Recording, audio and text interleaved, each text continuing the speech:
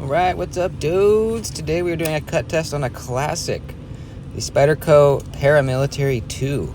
Now, this was one of the first more expensive knives I ever bought, so I've had it for quite a while, used it a lot, carried it at work, probably more than any other knife that I own, but I've never done like an official cut test with it. I do know that the S45 VN here is really, really done well. The edge retention on this thing is one of the best in my collection, so I know it's going to perform well, but I want to see just how well. So you'll see I just cut the paper, it's slicing through easily. This is actually still the factory edge. I've just been really good about stropping it over the years. We're starting off here with the regular thickness cardboard. I'm going through it pretty easy. Not the easiest knife I've ever tried. You know, the measurement behind the edge on the PM2 is not super thin. But it is a full flat grind, so you know, there's nothing hanging up the blade as it passes through the material, so I think that's why it still does well, even though it's, I forget what exactly the measurement, I think it's around like 24 thousandths. Now here's the double thickness cardboard, still going through pretty darn easily. For such a thick measurement behind the edge, it is pretty impressive how easily it goes through.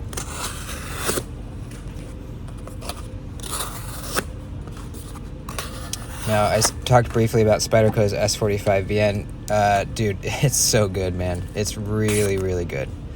So you see, after the cardboard, we're still slicing paper easily. Now we move on to a food prep type test, cutting up this rubber tubing.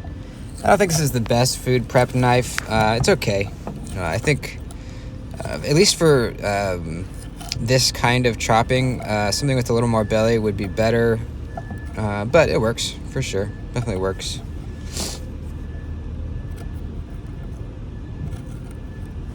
This is such a useful blade shape. It really is. There's a reason why this is one of my favorite work knives still to this day.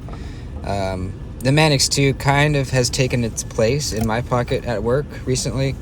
I don't know, it's a tough one. I think the Manix 2 might be a better work knife, but it's close. It's very close.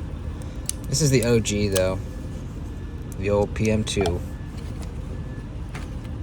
You can get this knife in such a wide variety of blade steels, but S45 VN is what they're using now. Now we're going to do the glove test. Cutting up the glove test. So I bunch it up, do I think 3 or 4 cuts on it, and as you'll see, it does very well. Just blasts through it, man. No sawing motion really needed. Just one pull through it, and it goes through all those layers. If you've been watching my cut test videos, you know that you know, you'll be able to tell that the PM2 here did very, very well on this one. And we're still slicing paper. Pretty easily, I might add. A lot of knives with the glove cut test, I have to kind of do a few sawing motions to get through it. Not on the PM2. Here we're cutting a strap. This is a wide strap. I think it's like 2.5 inches wide, maybe 3. This is a good test, not only for sharpness, but to see how, you know, the blade will slip out of the cut. You'll see that it slipped out of the cut before we got all the way through. And I'm going to do it a second time, and you'll see the same thing happens. I slip out of the cut before getting through all of it. But as far as the sharpness of the blade, easily went through it. I just started doing the strap test. I used to do a bungee cord, now I do the strap, so it'll be interesting to see how knives do on that. You know, if more Warncliffe sheepsfoot style blades will get through it, or, you know, it's just interesting to see what kind of style blades will be able to chop through all that the whole strap. So we're still cutting paper, not as easily. We've lost some bite at this point, but we're still cutting it. Action is still buttery smooth. This is a very broken in PM2. When you get it from factory, they're usually not that smooth. Mine wasn't. Now we're moving on to the infamous polypropylene rope test. This is a very hard plastic rope. Most knives do not get through it.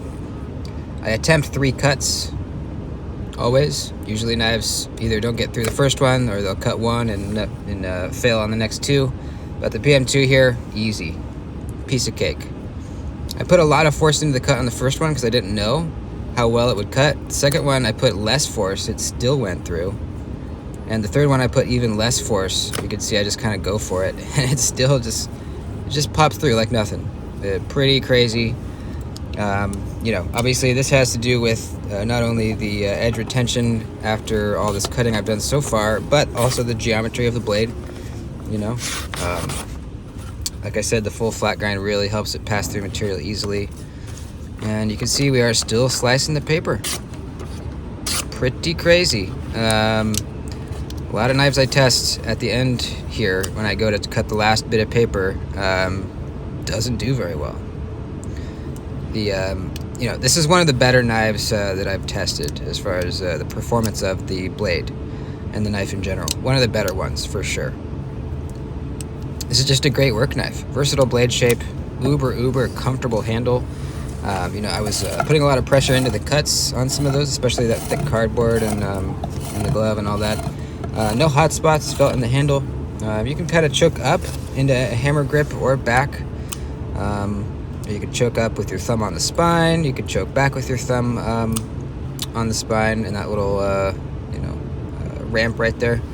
However you hold it, there's really no hot spots. It's pretty crazy. Very ergonomic knife. You know, Spydercos are built with performance in mind over aesthetics. So, hope you enjoyed. Thanks for watching. Please subscribe. Adios.